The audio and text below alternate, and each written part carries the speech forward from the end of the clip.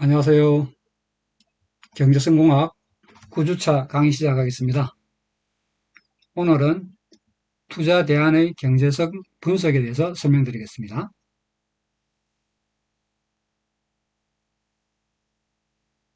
설명드릴 순서는 먼저 투자 대안의 구성에 대해서 설명을 드리고 순차적으로 투자 대안의 평가 척도에 대해서 설명을 드리겠습니다. 투자 대안의 구성입니다.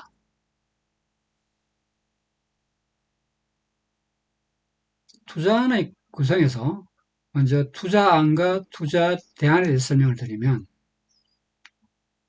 투자안은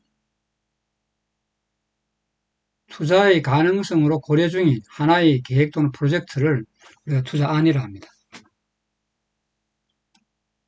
투자 대안은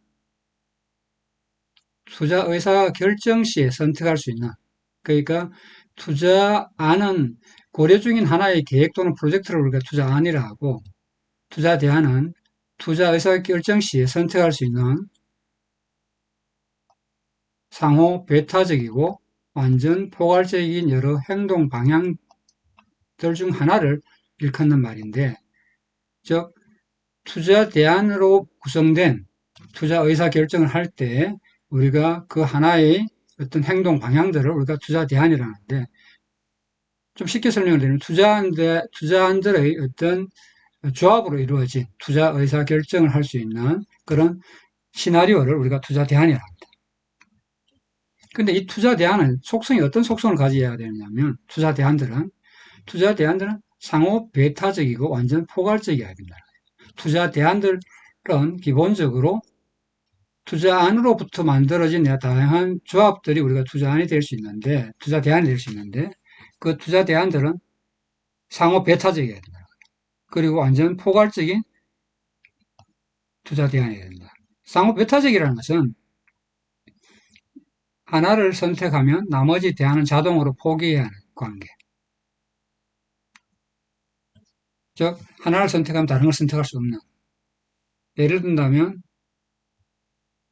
하나의 토지에 공장을 지을지 주차장을 만들지 이렇게 만약에 선택하면, 공장을 지으면 주차장을 못 만들고 주차장을 만들면 공장을 지을 수 없는 이러한 같은 상황을 우리가 상호 배타적이라 합니다. 완전 포괄적이라는 의미는 대안들로만 구성된 가능한 모든 경우의 수를 다 포함하고 있다. 즉 투자 대안들의 여러 가지 조합을 하면 우리가 선택할 수 있는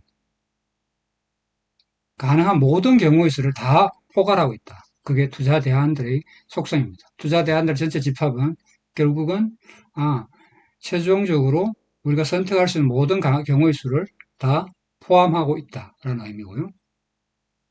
그리고 이런 것들을 행동 방향으로 하나를 일컫는 말은 이런 투자안들에 대한 어떤 조합으로 만들어진, 할지 말지를 결정의 조합으로 만들어진 시나리오를 우리가 의미하는데, 뒤쪽에 가서 투자 상세하게 설명을 드리겠습니다.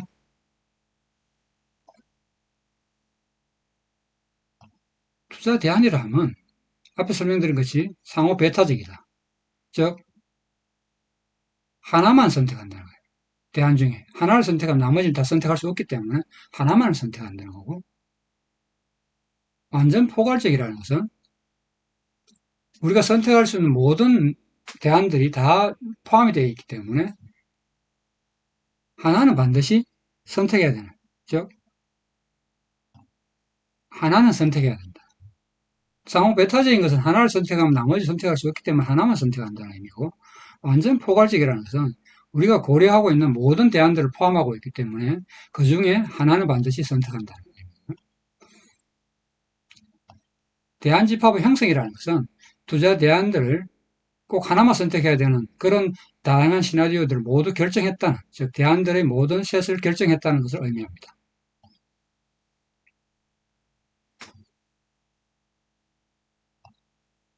투자 대안의 개수는 투자안이 만약에 K개가 있으면, 투자안이 K개가 있으면 투자 대안의 개수는 2의 K승입니다. 예를 들어서 투자안이 K가 있다 하면 각 투자안을 채택하거나 채택하지 않는 두 가지 경우의 수가 존재합니다. 각 투자안에는. 따라서 전체 경우의 수는 2의 K승이 됩니다. 2의 K승에는 K는 투자안의 개수고요.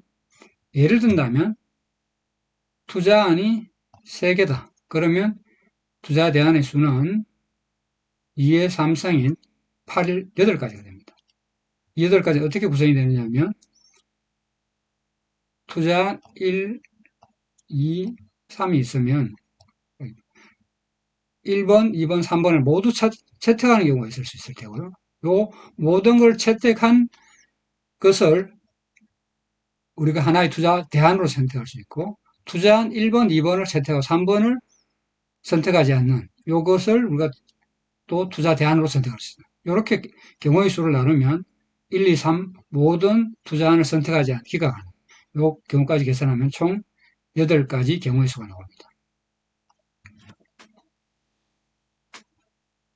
이 경우에는 2의 K승에는 모든 투자안을 투자하지 않는 경우도 포함을 하고 있습니다.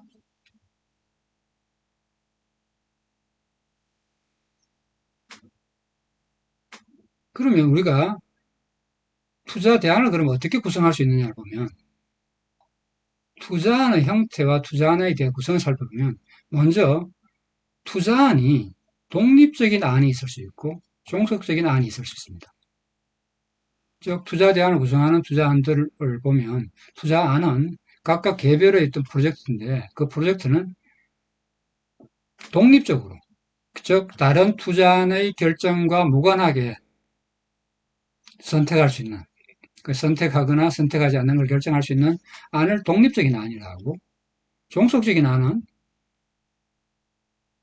어떤 투자안의 결정이 어떤 투자안의 결정이 다른 투자안의 선택에 영향을 미칠 경우 이건 서로 종속적이랍니다.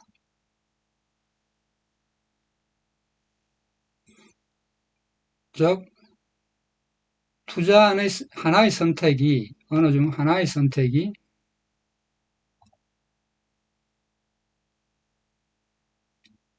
다른 투자안의 선택과 무관한 경우 어느 하나를 선택하는 것이 다른 투자안을 선택과 무관한 경우를 우리가 독립적인 투자안이라고 어떤 투자안을 선택하는 다른 투자안의 선택에 영향을 미칠 경우를 종속적인 안이라고 합니다.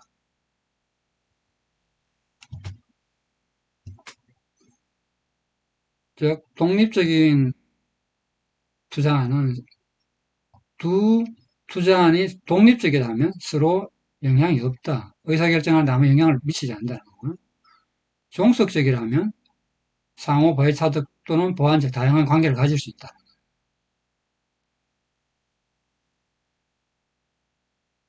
여러분이 상식적으로 이해하고 있는 그런 연장선에서 이해하시면 크게 어려움이 없으리라 생각이 됩니다.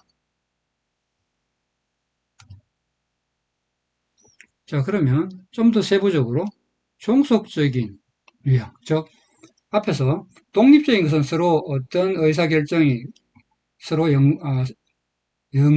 연관성이 없어서 그러니까 영향을 미치지 않는데 종속적인 것은 그럼 영향을 미친다고 하면 어떤 영향을 미치는 건지 살펴보면 상호 배타적인 영향을 종속적인 안이 있을 수 있습니다.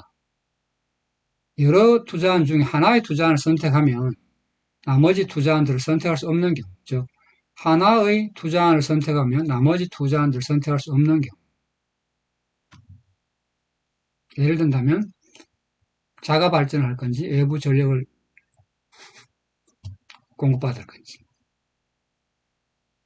그리고 이런 것들은 여러분들께서 만약에 중고차를 운영하고 있는데 중고차의 어떤 노후화에 따라서 중고차를 수리해서 계속 탈 건지 아니면 신차를 구입할 건지 이와 같이 신차를 구입하면 중고차를 폐기하는 즉 서로 배타적인 안을 하나를 투자하면 나머지 안은 선택할 수 없는 경우 이런 걸 서로 상호 배타적인 투자안이라고 이야기하고요.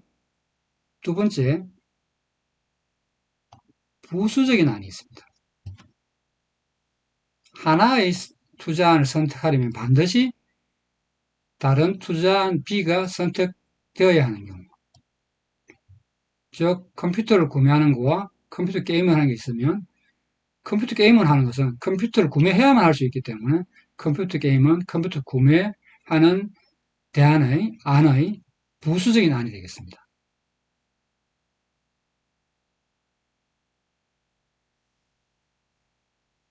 세 번째, 투자안 간의 재무 의존 관계가 있다. 즉, 조달 가능한 자본이 한정된 상황에서 투자하고자 하는 안들의 초기 투자 금액의 합이 확보한 자본을 초과할 경우,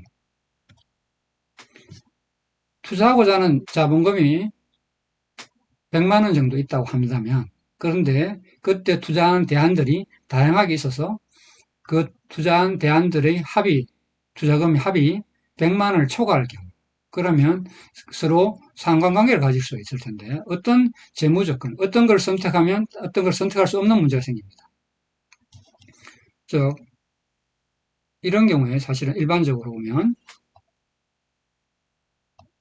투자 목적과 투자자의 의지에 따라 다양한 상호의존 관계를 가지고 결정을 하는데, 그러면 어떤 투자를 할 건지 이런 것들에 대한 부분이, 즉 투자 금액에 대비해서 투자하고자 하는 대안들의 투자 금액 합이 초기에 갖고 있는 자본을 초과하는 경우에 우리는 투자안 간의 재무 의존 관계를 가진다라고 이야기합니다.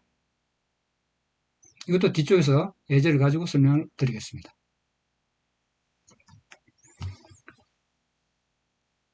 예를 들어서 우리가 투자안 P1, P2가 있고, 이때 대안은 투자안이 두 개이기 때문에 대안의 수는 2의 2성, 즉 투자 대안의 수는 4가지가 나옵니다. 즉 P1을 선택하지 않고 P2도 선택하지 않는 경우, 그리고 A1의 경우에는 A1 투자 대안의 경우에는 P1을 선택하고 P2를 선택하지 않는 경우, 이와 같이 총 4가지 가까이 경우의 수가 나오는데, 요 두 가지의 투자안을 가지고 구성한 투자 대안은 총 4가지가 이렇게 나오는데, 여기 조건이 만약에 우리가 P1, P2 간의 관계가, 만약에 P1, P2 간의 관계가 상호 의존적인 어떤 관계를, 종속적인 어떤 관계를 가진다 한다면 투자할 수 있는 대안의 숫자는, 가능성이 있는 숫자는 줄어들 수 있습니다. 예를 든다면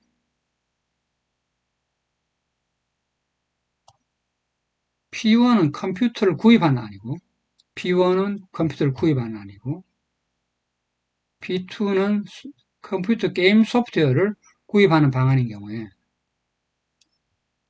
즉 게임 소프트웨어를 구입하는 경우는 컴퓨터가 있어야만 할 수 있기 때문에 P2는 P1의 부수적 투자안이 됩니다.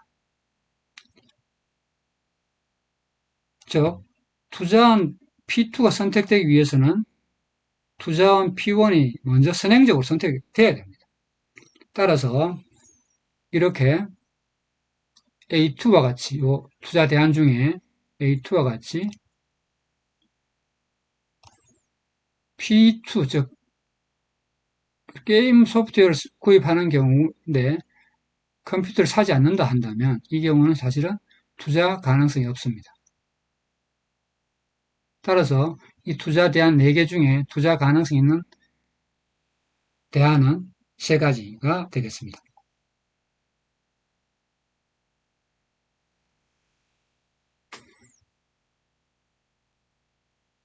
또 다른 예제입니다. 10년간 투자 계획인데 초기 투자 예산이 100만 원입니다. 그때 우리가 고려 중인 투자안은 총 4가지입니다.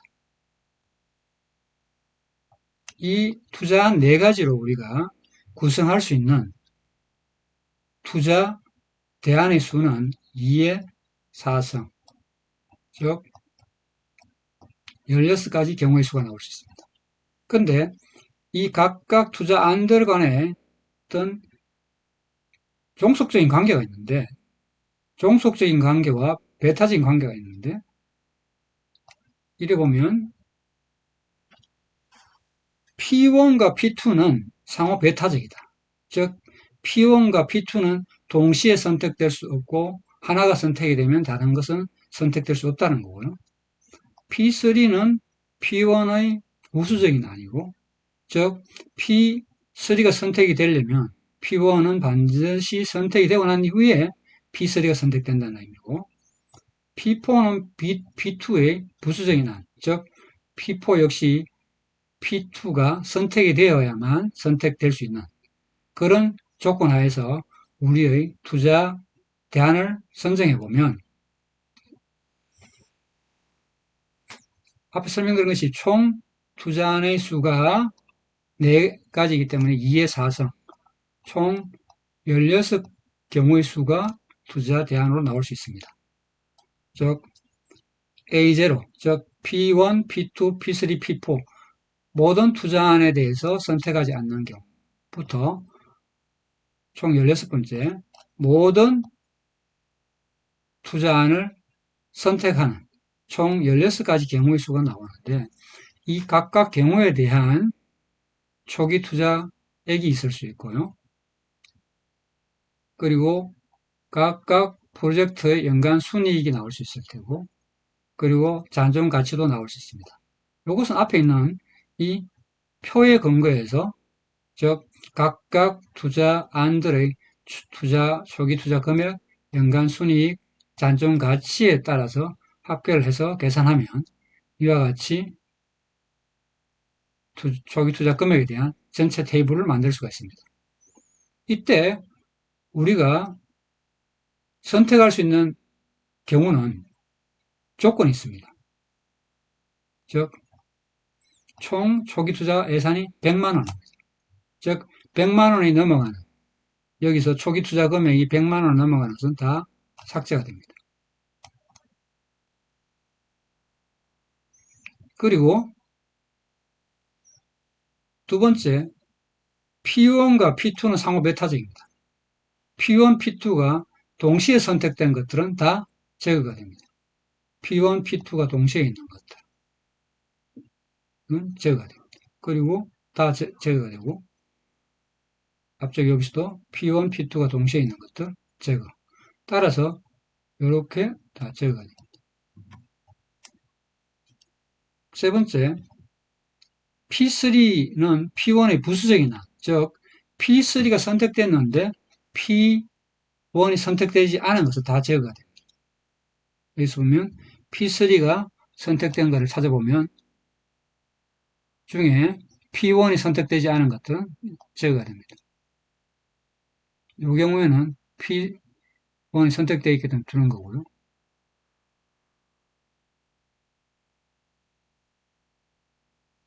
자, 이렇게 다 제거를 하면 이것도 제거돼요. 이와 같은 형태로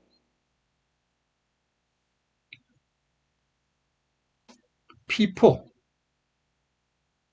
또 P2의 부수적이 아니기 때문에 P4의 경우에 P4가 선정이 되었는데 P2가 선정이 되지 않은 것은 또 제거하다 보면 남은 부분이 총 4가지의 경우의 수가 나옵니다.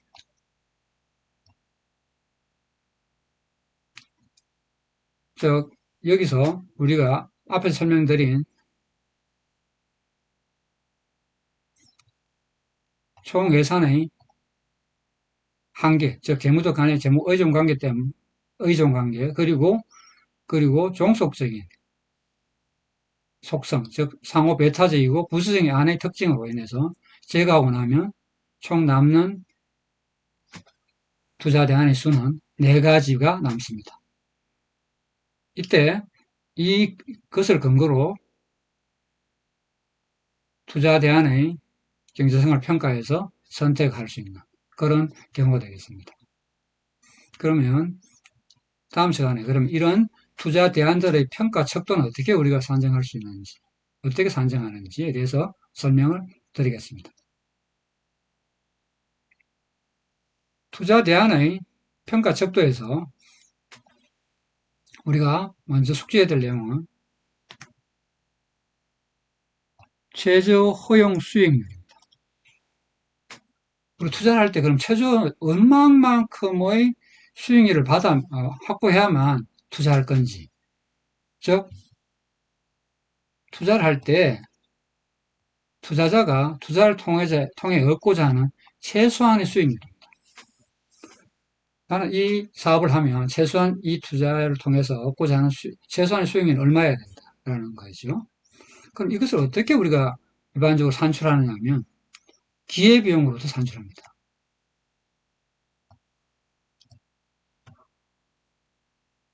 즉 기회비용으로 산출한다는 의미는 우리가 최저 허용 수익률이 보장되는 또 다른 기회를 포기함으로써 우리가 이걸 투자하기 때문에 그런 기회비용을 수익률을 바꾼 그것들에 대한 부분을 우리가 확보해야만 투자를 할 수가 있다는 거죠. 그리고 그것은 재투자하는 수익률도 역시 최저 허용 수익률과 동일한 컨셉으로 이해하면 됩니다. 즉 투자에서 만약에 얻게 되는 이익은 향후 최저 허용 수익률 정도의 이익을 보장되는 다른 투자에 우리가 자본을 회수할 수 있기 때문에 재투자의 경우에도 결국은 최저 허용 수익률을 우리가 고려하게 되어 있습니다. 여기 좀 더 명확하게 이해하기 위해서 그러면 최저 허용 수익률과 왜 기회비용과 이 컨셉에서 출발했는지, 최저 허용 수익률이 왜 기회비용이라는 부분에서 출발했는지에 대해서 이해를 해드리면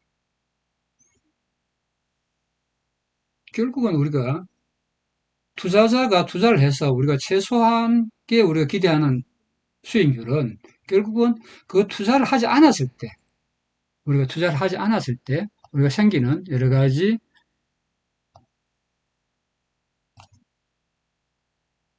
그러니까 투자를 함으로써 하지 않은 다른 대안 중 가장 큰 가치를 우리가 기회비용이라는데, 즉 우리가 어떤 데 투자를 함으로써 그것으로 인해서 포기해야 되는 다른 대안들이 있을 수 있습니다. 그 중에 가장 가치가 큰 가치를 수익률로 바꾼 것을 우리가 최저 허용 수익률을 합니다. 기회비용은 여러 대안 중 하나를 선택했을 때 포기해야 다른 대안 중 가장 가치 큰 것을 우리가 기회비용이라고 하고요. 그 기회비용을 수익률로 바꾼 것을 우리가 최저 허용 수익률입니다. 즉 투자를 할 때 투자자가 투자를 통해서 얻고자 하는 최소한의 수익률을 우리가 최저 허용 수익률인데, 그 컨셉은 어디서 출발하느냐 하면 기회비용으로서 출발한다. 기회비용을 우리가 수익률을 바꾸면 대개 우리가 최소한의 수익률로 우리가 인식할 수 있다라는 거죠. 그러면 이런 기회비용은 그러면 어떻게 구성이 되어 있냐? 기회비용의 특징은 뭐냐 보면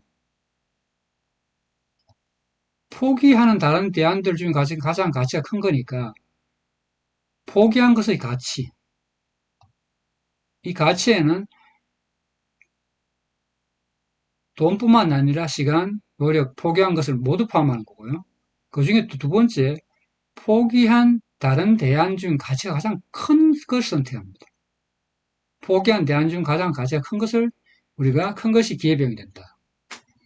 그리고 기회비용은 크게 앞에 설명드린 것처럼 실제로 지불한 돈뿐만 아니라 잠재적 소득 모든 것을 합친 것이다. 예를 든다면 대학을 진학할 때의 기회비용을 우리가 생각해 보면 대학을 다니는 4년 동안의 등록금은 뿐만 아니라 대학을 다니지 않고 취업을 해서 벌 수 있었던 급여를 포함한 게 기회비용이 됩니다. 즉 대학을 다닐 때의 기회비용은 대학을 다닐 때 들어가는 비용 플러스 반대로 취업했을 때 벌 수 있는 돈까지 합한 게 기회비용이 된다라는 의미고요. 시간 활용은 1시간 동안 만약에 영화를 보는 선택을 했다면, 영화를 보는 선택을 하면 그 시간에 공부나 아르바이트를 통해서 얻을 수 있는 가치가 기회비용이 됩니다. 즉, 최저 허용 수익률은 투자를 할 때 투자자가 투자를 통해 얻고자 하는 최소한의 수익률을 우리가 최저 허용 수익률을 하는데, 이것은 기본적으로 기회비용에 근간해서 도출할 수가 있다는 거고요. 기회비용은 여러 대안 중에 하나를 선택해서 포기가 다른 대안들 중 가치가 큰 것을 우리가 기회비용이라 한다. 그렇게 인식을 하고 앞으로 내가 기회비용 하면, 예를 든다면 여러분들께서 돈을 100만 원에 은행에 넣어놓으면 이제 그냥 이자가 붙는 경우도 있고 거의 안 붙는 경우도 있을 수 있습니다. 그러면 그때 기회비용이라는 것은 우리가 제대로 은행 이자를 받을 수 있는 좀 정기예금 중에 가장 큰 것을 우리가 기회비용을 근간으로 삼고요. 지금 현재 그러면 그것보다 낮은 우리가 은행 이자를 만약에 받고 있으면 그 기회비용만큼 손실이 발생된다고 생각하면 됩니다.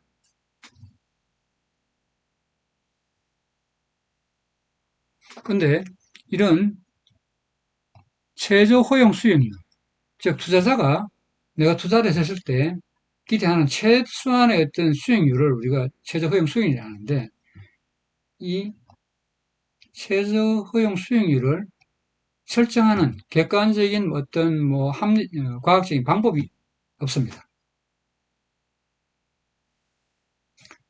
이건 각각 사람마다 또는 체질 환경에 따라서 다 상이하기 때문에 그럴 수 있고요. 통상은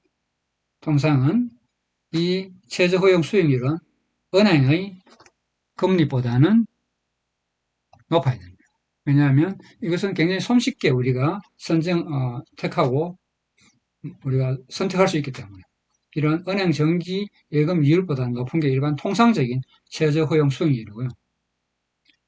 이런 기업에서 투자를 할 때 최저 허용 수익률을 높게 하면, 즉 굉장히 높은 그 최저 허용 수익률이 아니면 투자를 하지 않는다 한다면 보수적인 투자가 되겠죠. 그리고 최저 허용 수익률이 굉장히 낮은 경우에도 투자를 하면 공격적인 투자가 될 테고, 이런 최저 허용 수익률은 기업에서 낮은 어떤 최저 허용 수익이 있는 사업 부분의 투자는 좀 억제할 수 있을 테고요. 투자 환경이 좋은 어떤 부분의 투자는 증가를 통해서 기업 전체의 투자 효율을 극대화하는 그런 역할을 할 수가 있습니다. 그리고 투자 대안의 평가 중에 앞에 설명된 대안 중에 아무것도 하지 않는 대안이 있었습니다. 즉, 이런 앞에 설명드린 아까 전에 총 16가지 대안 중에 A0는 P1, P2, P3, P4 투자안 중 아무것도 선택하지 않는, 이 아무것도 선택하지 않는 대안의 의미는, 이 아무것도 선택하지 않는 투자 대안의 의미는 어떤 거냐면, 말 그대로 투자안 중에 어느 안에도 투자하지 않는 것입니다. 투자안 중에는 아무것도 선택하지 않지만 실제적으로 보면 가용할 수 있는 자금이 만약에 있다 한다면 그 실제를 투자 안에 투자하지 않기 때문에 수익률이 0이 된다는 의미는 아닙니다. 조금 전에 설명드린 MARR, 즉 최저 허용 수익률이 보장되는 다른 곳에 투자한다. 즉 검토 중인 투자는 투자하지 않지만 MARR이 보장되는 다른 곳에 투자한다는 의미가 되겠습니다. 향후 혹시 아무것도 하지 않는 대안에 대한 투자는, 이것은 검토 중인 안에는 투자를 하지 않고 MARR, 즉 최저 허용 수익률이 보장되는 곳에 다른 곳에 투자를 한다는 의미로 이해하시기 바랍니다. 따라서 우리가 투자 자금을 은행에 예금을 둘 경우에 투자자가 설정한 MAR, 최저허용 수익률은 은행의 예금 금리가 되겠죠. 따라서 그 예금 금리의 우리가 현가, 연간 등가, 그리고 미래가에 대한 부분들은 제로가 되겠습니다. 즉, 고수익률만큼, MARR만큼 보장이 된다는 의미죠. 즉, MARR이 보장되는 안에 우리가 투자한다는 뜻이 되겠습니다.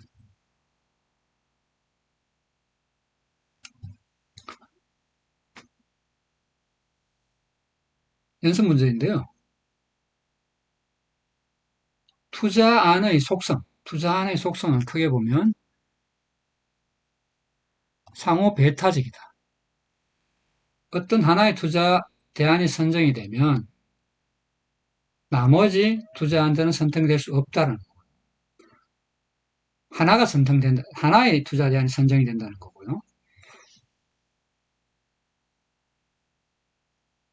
완전 포괄적 투자 대안이라는 의미는 투자 대안의 셋이 전체 우리가 선택할 수 있는 모든 셋을 포괄하고 있기 때문에 그 중에 하나는 선택한다.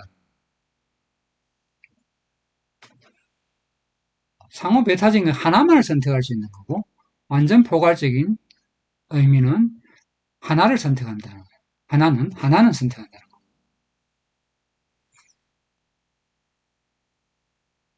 그리고 투자안의 종속적인 속성을 가지는 유형에 대해서는 이해하시기 바랍니다. 투자안의 종속적인 속성에 대해서 이해하시고요. 그리고 K개의 투자안이 있을 때 투자안의 개수에 대해서도 이해를 하시기 바랍니다.